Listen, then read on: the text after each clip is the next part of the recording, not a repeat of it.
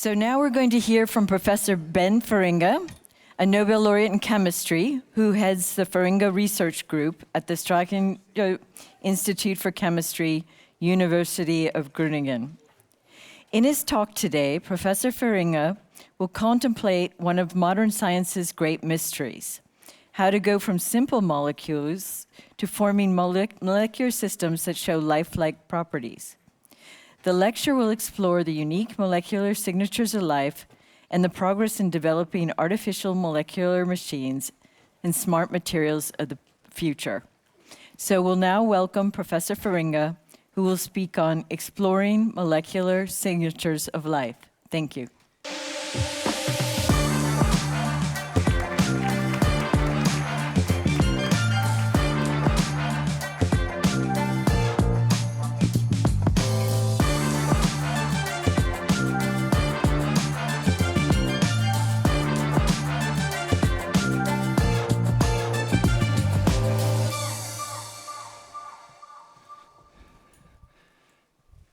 Okay, thank you very much for the invitation to come here today and for the great honor to be here with all of you. And what I want to do is to talk a little bit about building molecules, that show maybe signatures of things that we see in living things. And I will focus on chirality and motion, so how to break mirror symmetry. But before I do that, let me quote this here from Ralph Emerson. It's a long way from carbon to the oyster. And in the previous lectures you heard already beautiful stories, about how maybe, the primitive earth, things might have evolved. But of course there are very fundamental questions. So what is the origin of life? How do we build artificial life? And my questions, what I focus on is how to break the symmetry and to get motion out of equilibrium. And I will tell you a little bit about these stories. Because we are molecule builders, I'm a chemist, and I like to design molecules bottom up to find out, how things operate. But to ask these questions, we should realize our path to the future, the joy of discovery, is a complete adventure in the unknown, because often we don't really know which question to ask. And I must tell you that often serendipity is also on our way, serendipitous discoveries that guide us. So I want to tell you that my first questions in science and my journey started with my teachers in high school and in the university. And this was actually the first molecule that I ever made that nobody had made. My American professor, he has told me, Ben, this has never been made in the world, not even in America. So that set me on the path to become a molecular architect, to design molecules with different functions. And so I want to give credit, because I know there are many teachers here. Oops. Oh. It picks up something from the internet that blocks my computer. Sorry for that. So I want to give credit, because I know there are many teachers here, credit to our teachers, because they open windows and they shape the future with our young talents, the many young talents that I see here. So we will work in the laboratory. We build molecules. We should not forget that we have a universal language. When I go to China, I don't speak Chinese. But when I talk with the students there, they all understand that this is the periodic table and these are molecules. We have no borders. We go beyond frontiers, far beyond our frontiers. We have international cooperation and we have a passion for discovery. And these days there's a lot of talk about frontiers. So I will remind you of one of the heroes in science, Pasteur, who said, "Science knows no country because knowledge belongs to humanity and is the torch which illuminates the world." And I think we should keep this message alive more than ever in these days. So this is the formula of your body. When you are a chemist, you look at life, you look at formulas, and this is what I learned is the formula of the human body. So there is hydrogen 375 million, oxygen 132 million, and then a couple of other elements, including a lonely compound. Ben, can you stand up for a second so that the audience can see? Look at the... So this man, ladies and gentlemen, is 60% water. That's why there's so much hydrogen and oxygen. And we should realize it's amazing when you look at Mother Nature how it is built up, this complexity of a human being, our body, from a handful of atoms and molecules. I'm always surprised, you know, the amino acids, the sugars, the fatty acids, the oligonucleotides, etc. Just a relatively small handful of molecules. And of course, chemical space is endless. But now the question to all the young... By the way, who has no smartphone in the audience? I don't see hands. Everybody, very good. So now the question to the students. Is there more distinct chemical elements in your body or in your smartphone? Talking about complexity. Now here is the answer. There are more distinct elements in your smartphone. So in that respect, it's more complex. But I would argue, and I think Professor Stojak agrees with me, that a human cell is a little bit more complex, you know, than your smartphone. So we still have a long way to go. So if we talk about the cell and living things, I want to focus on chirality, a little bit on self-assembly, and in particularly on motion, how to move things. The fact that I can move, you know, yeah, is also maybe a signature of life. So chirality, yeah, we all know the right-handed DNA helix, yeah, left or right. Now, the DNA helix, you know, it was called the Mona Lisa of modern science, and I think we had a beautiful talk before. We can all agree on that. But the fundamental question is, of course, what does chirality mean? Eh? And Albert Escher said, it is a signature of life. So when the astrophysics go outside to other planets, you know, inhabitable planets, maybe you want to look for chirality, homochirality, left or right, because it might be a signature, although many people debate this, but I focus on this origin of chirality. And chirality, of course, the foundation of stereochemistry, it started with Pasteur, and then you had Van 't Hoff and Bell, and they realized that you have a three-dimensional structure to molecules, and you see here an amino acid typically, and in our body, the main amino acids are all left-handed, and that is what I mean by this signature of life. By the way, now we have beautiful computers. These were the models that they used, you know, 100 years ago to show to the students, you know, what stereochemistry means, three-dimensional structures. So, chirality has many phases, from the nanoscale to the macro scale, from drugs to displays in your smartphone. All is this chirality plays not only your body, but in many materials, the drugs, etc. And of course, in Holland, we like the windmills that turn in one direction and the wooden shoes. That's also a facet of chirality. So chirality you find in the amino acids, as we all know, the peptides, the starch, the pharmaceuticals, but also in these rotary motors, where I come back in a second. So dynamic, how to control, transfer chirality, but in particularly, what is the origin of chirality? And chirality you can see at many, many different length scales. You know, for instance, molecular chirality, I will mention a few examples. Nanopatterns, you know, nanostructured chiral surfaces, for instance, 2D chirality, and 3D chirality, as we see in the DNA, but also in the fibers, in the proteins, etc. So, if we talk about origin and amplification of molecular chirality, where does this small preference come from? We call this enantiomer excess, excess of left-handed or right-handed. And this is one of the big mysteries in the world. And I think there is a direct relation to the origin of life, prebiotic chemistry, etc. But nobody actually knows. There are several theories about it. Yeah, it might be the fundamental physical force, you know, but these effects are so small. So one of the ideas is, yeah, that it has to do with light. And I will show you, we built for many years, we built optical switches, so 01, 01, switching, information storage, etc. And in the most beautiful one is in your eye. The fact that I can see you and you can see me, because there is a light switch in the human eye. There are millions and millions of these light switches, and that make it possible the signals go to your brain. So light is picked up, you change the geometry of the molecule, going from more band to more linear, and that is the light switch. And we thought, okay, can we build artificial switches? And that's what we did.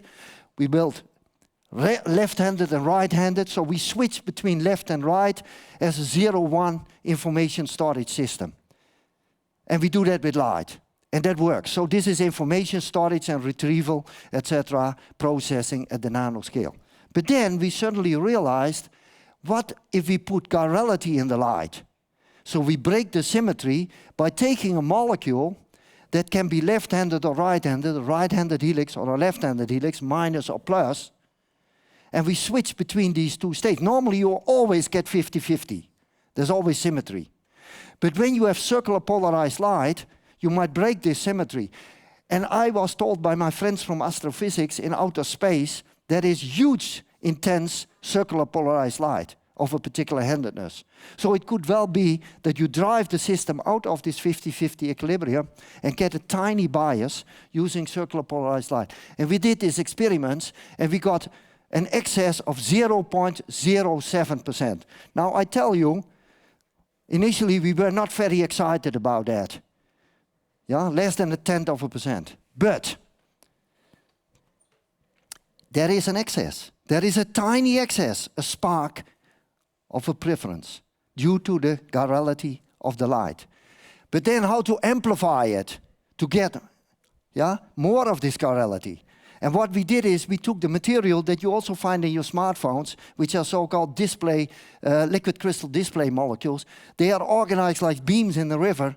And when you put a tiny amount of this chiral material, they get a helical organization, either left-handed or right-handed, minus or positive. And this way we could amplify this tiny amount of chirality, and we could even see it with the naked eye, 0.07%. So we have now a mechanism where you can create a tiny chiral bias due to the circular polarized light that is apparently out there and might have been very effective in prebiotic chemistry. For instance, on getting the first chiral molecules on the Earth. And I have to mention also the beautiful work Professor Inoue in Japan, who used this for amino acids to get a tiny enantiomer excess in amino acids. But then you have a small preference, and I mentioned already we had to amplify one way or another to see this kind of tiny effect. But what you really want is to get from a small preference to a large preference. And there are many groups in the world working on this, how to amplify. And what we did is, for instance, we take these molecules, and then we do a sublimation or a dissolution, simply dissolving it. And what turns out, there is a kind of general mechanism that when you have left and right, when they aggregate, they bind together more strongly than when you have two left forms or two right forms. So in general, you find that when you have a left and a right, they bind stronger. And when you take advantage of that, you can use these very simple techniques to get an amplification. Look, you have 50-50, no, you have almost 50-50, a tiny excess, of left-handed amino acid. 0.1% or so, or less than 1%. And you sublime, that means sublimation means heating, evaporating, cooling down, and it starts to form a solid again.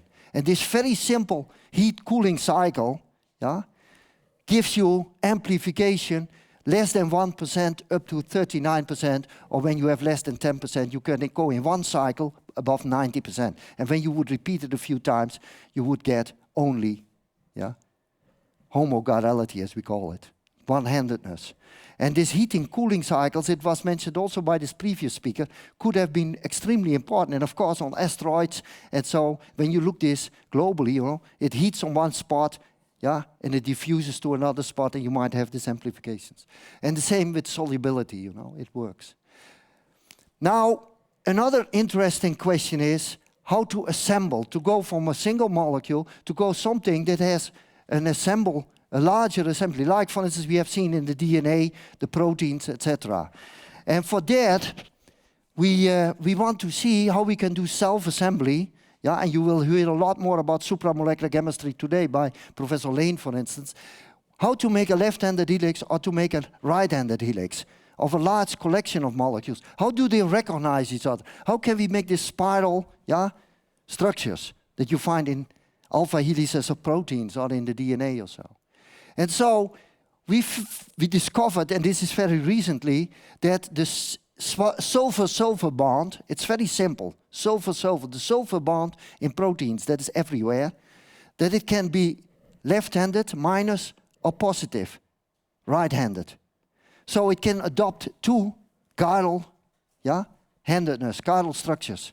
And this looks a really important factor for controlling assembly. So we can use a simple amino acid or a dipeptide or a tripeptide, and take advantage of this left and right-handed orientation and control if they go left-handed to make a large assembly or right-handed. And even if the amino acid has the same handedness, L amino acids, it will either go left-handed or right-handed depending on very small differences. So it's a very strong control factor. So this tells us something about the interplay, of small changes at the molecular level to amplify it to large helical structures, for instance. And this is, of course, the kind of understanding that we want to have if we really want to know how life, primitive things in the cell were assembled in primordial chemistries.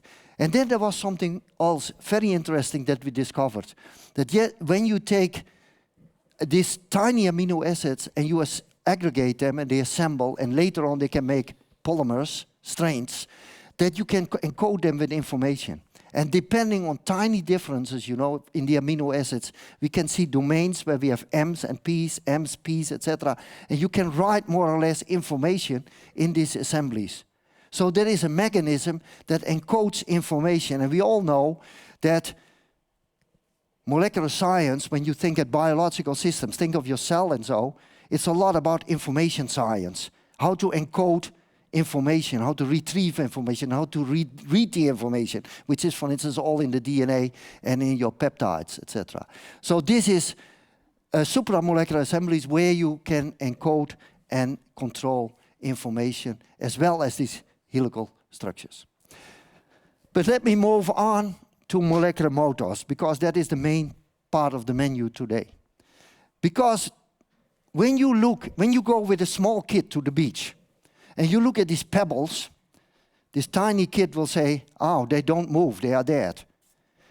But when you see this crab, even a tiny, small kid will say, oh, they move, they are alive. I don't know if its motion is a signature of life, but at least it's an important feature of life. The fact that I can walk, that I can speak, that cells can divide, that things are transported in your body, etc., etc. There's motion everywhere. They push a system out of equilibrium.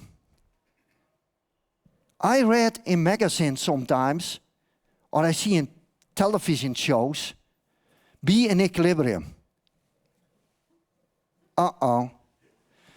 Ladies and gentlemen, be in balance or in harmony with yourself. But don't be in equilibrium, because if you are in equilibrium, you are biologically dead. All these tiny machines push you constantly out of equilibrium. That is one of the bases of life. And so, this is the most beautiful motor. Your body is full with motors and machines. This is the most beautiful motor. This is the ATPase rotary motor. I mean, I know some people here are proud of the motor in the car. This one is much better. There are billions of these motors in your body, and they produce the ATP. You saw the structure of ATP earlier. The fuel in your body. And you know how much these tiny motors make in your body? Every 24 hours, half your body weight of ATP. Now, I don't eat half my body weight every day. This is all recycled. This is what nature does, It uses components, builds up things, recycles things. It's all dynamic. These tiny nano machines recycle half your body weight every day. What is one of the pressing problems in the modern world? How to recycle our materials. Come on, guys. We are not smart enough. Your body does it all the time, every day. Half your body weight. But what is more important here, look, you rotate, you spin, and we wanted to make a rotary motor, and you see things go in and out and it spins. So the fundamental question was how to control rotary motion in the nano world and how to control left and right. Controlling motion, you have to put in a fuel. Think of your car. If there's no petrol or your battery is not full in an electric car, you wouldn't get anywhere. And if you have to control over left and right. Again, this chirality, left and right. Because if there's equal probability going backward or forward, clockwise or counterclockwise, your car stands still. There is no movement.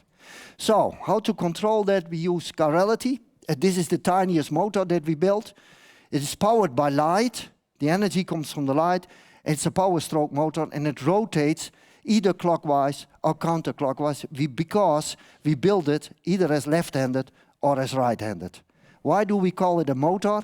because it has controlled motion, we consume energy, it has directional movement, and it's a repetitive process. If it was not repetitive, it would be a switch, like the switch in your eye.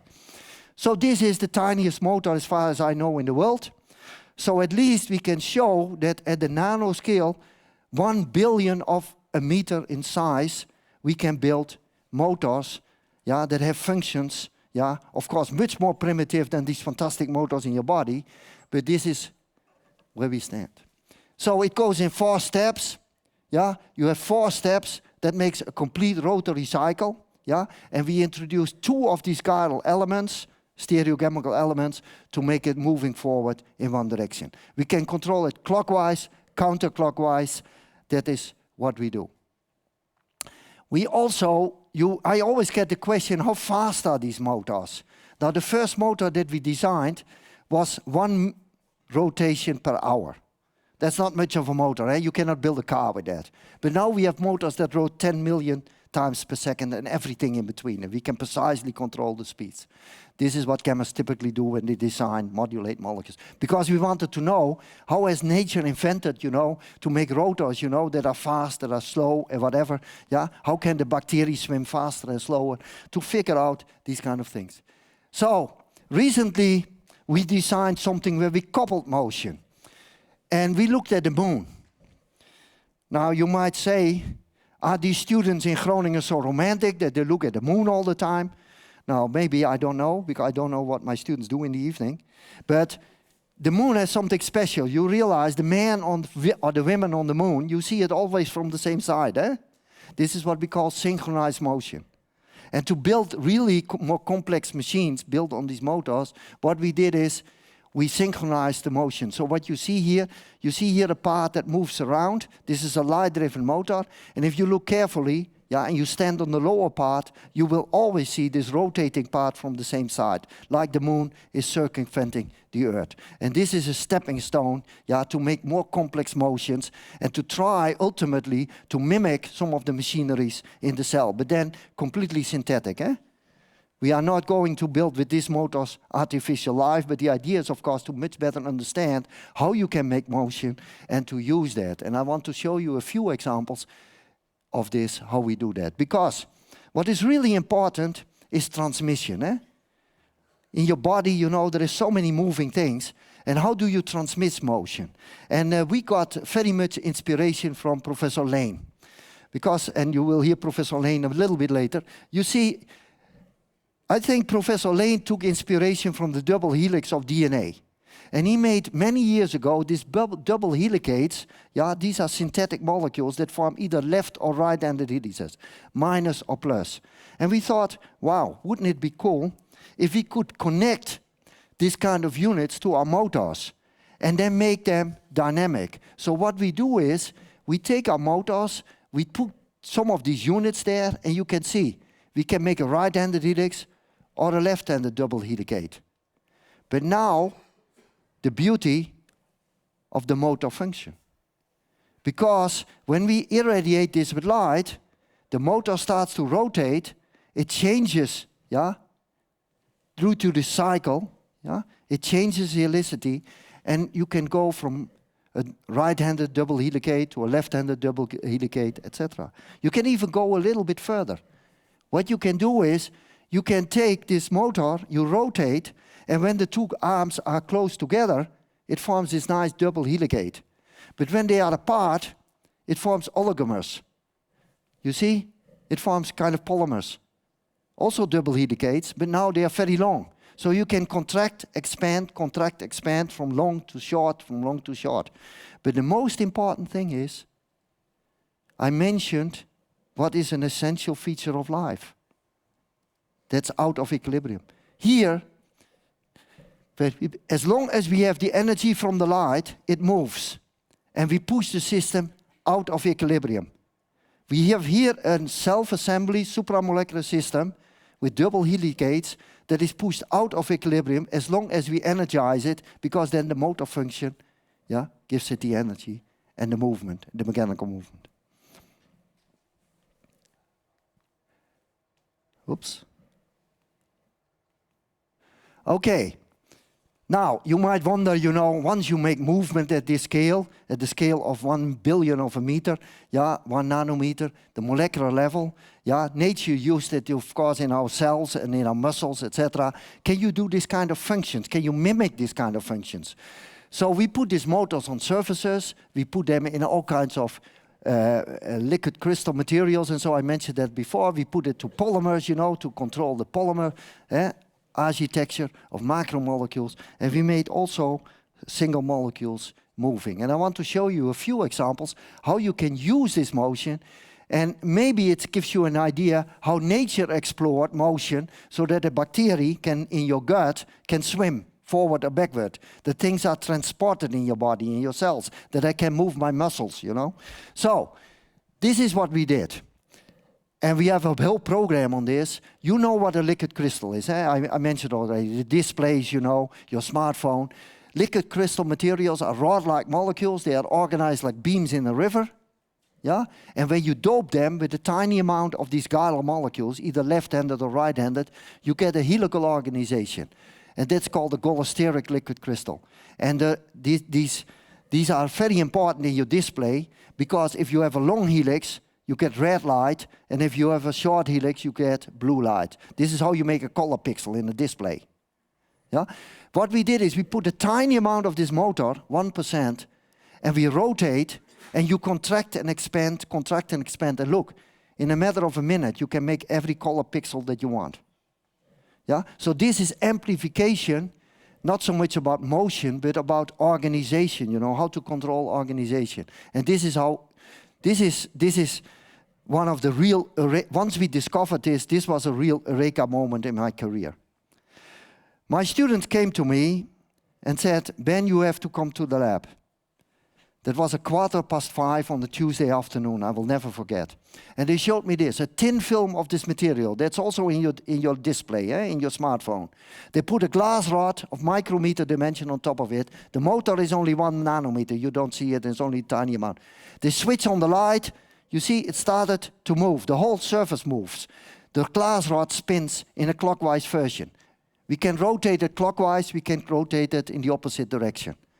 This was when, for the first time, I saw with my naked eye, I saw an object moving, simply due switching on the light energy. And it's all due to these tiny molecular machines, molecular motors, that amplify their motion in the liquid crystal material. So this is what happens. It winds and unwinds, winds and unwinds. So we make responsive surfaces. We make this kind of artificial machine-type structures, where we can use them for controlling surface properties, colors, etc., etc. And now this is very recent. We have put them in these polymers liquid crystals, so more rigid materials, and we can bend. We can make artificial muscle. And you see here we have now a piece of plastic that walks over the table. Now I don't know how many plastic you have at home that walks over your table when you switch on the lamp, but we have now a piece of plastic with these motors in. A tiny amount of these motors, they contract, expand, and they start walking. And because I like chirality a lot, chirality is a very strong control element. There must be a good reason that nature used chirality. Everywhere, in the DNA, in our proteins. Look, we can make very complex motions based on how we control the chirality of these systems. And this one here down, I like most. This one. You see, we have 2 parts, and depending on if it's left or right or left, we can move inward, we can move outward. Just without touching, just switching on the light. So this is a stepping stone to soft robotics in the future. And we hope to mimic some of the functions, that we see also in Mother Nature. And just to show you how it works, this is the movie associated with it. So we take these tiny motors, it rotates, and because it's embedded in these polymer networks, you see here and there such a motor, it can contract, expand, and that makes us the possibility to amplify all the way, from the nanoscale to the macro scale, and we can make an artificial muscle. and we can lift up things, etc. So, we all know what muscles are. Yeah?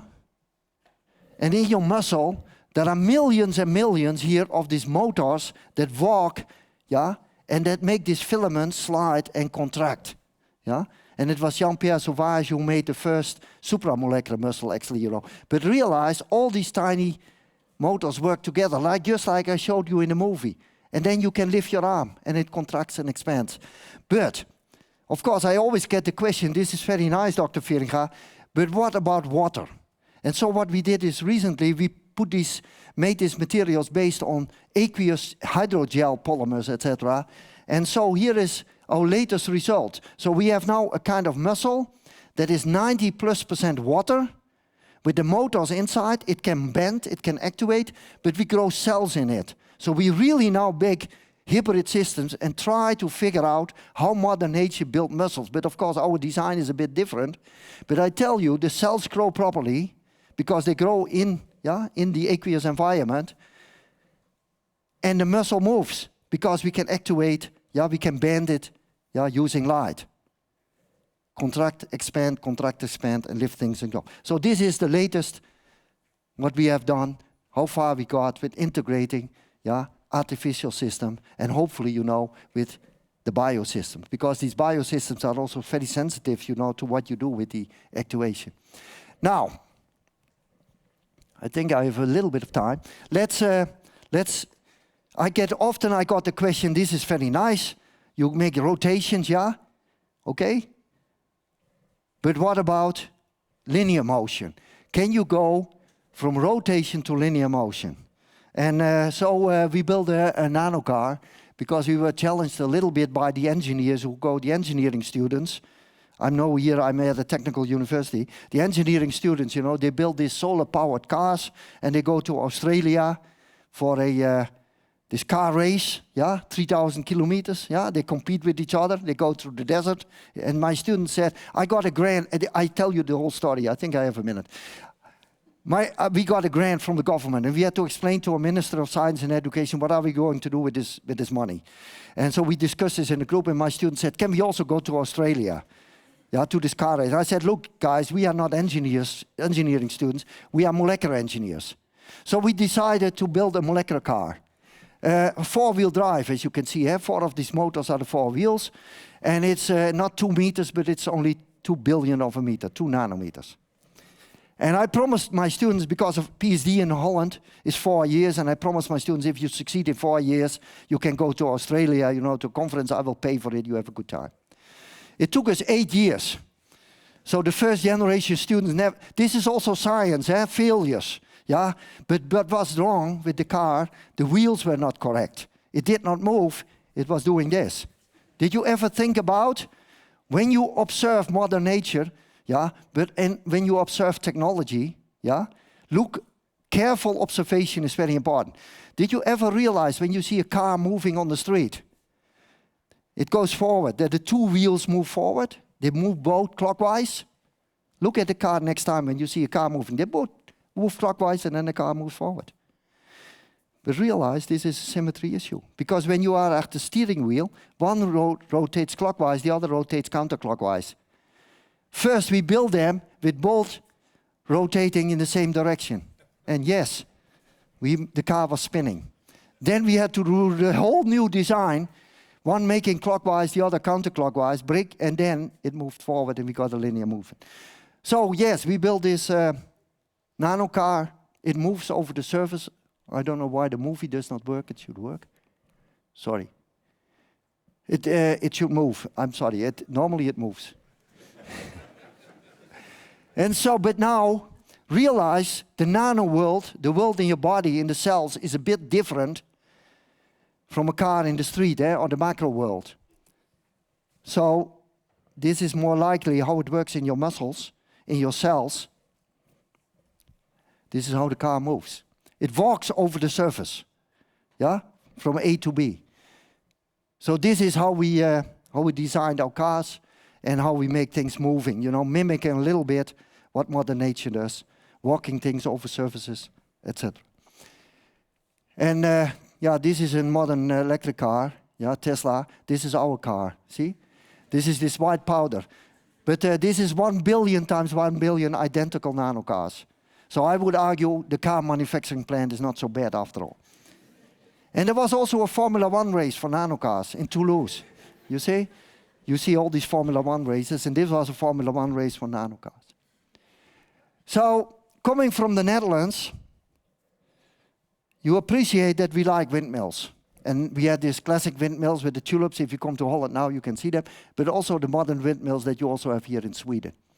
So we built this windmill with legs, a stator, the axle and the rotor. So we put the whole system on gold. We can put it on everything we want nowadays, on glass, etc. But we started with gold to make a nano windmill. Not powered by wind, but powered by solar energy, light. And so here is our nano windmill park. This is what our ancestors did, the old windmills, 20 meters high, 500 years ago. We built them 1 billion times smaller, 2 nanometers. Yes? They all rotate in the same direction. It's a layer on the surface, and they all spin in the same direction. We can spin them clockwise, we can spin them counterclockwise, making things moving in the nano world.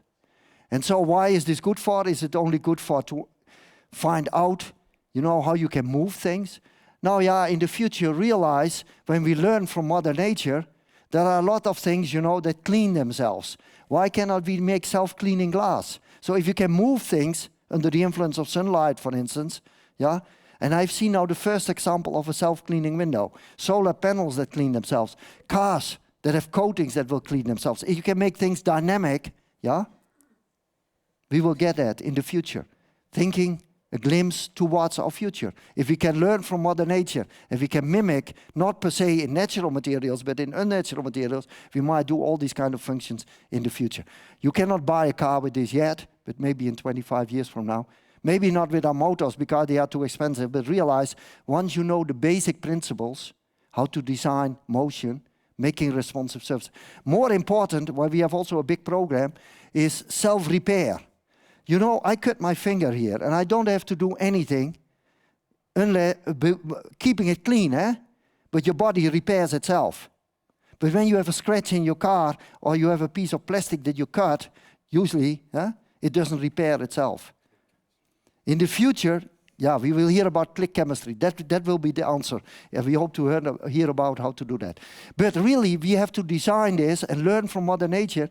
And then we will have self-repair materials because they are responsive, dynamic. You have these tiny machines. You have smart reactions that can do the job, just like Mother Nature. And that will be happening in the future, ladies and gentlemen. Not now, but we have to do a little bit more work.